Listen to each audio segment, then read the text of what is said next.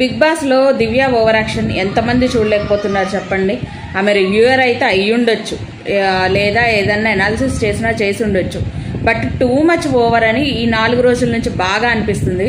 అసలు నిజం చెప్పాలంటే దివ్య వెళ్ళేదాకా బిగ్ బాస్ చాలా బాగుంది.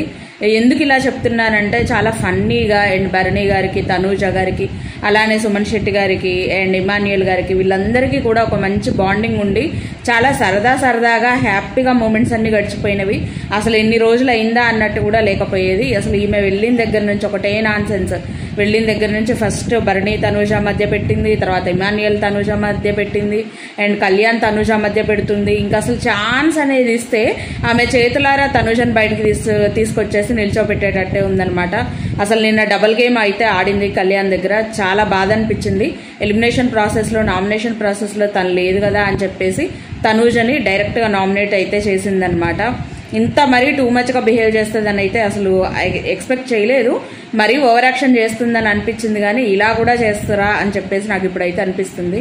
సో ఎవరైతే మీకు నేను చెప్పిన పాయింట్ కరెక్ట్ అని మీరు అనుకుంటున్నారో సో లైక్ చేయండి, మన వీడియోని అంతమందికి షేర్ చేయండి, అలానే సబ్స్క్రైబ్ చేసుకోండి, పక్కనే ఉన్న బెల్ కూడా కొట్టేయండి.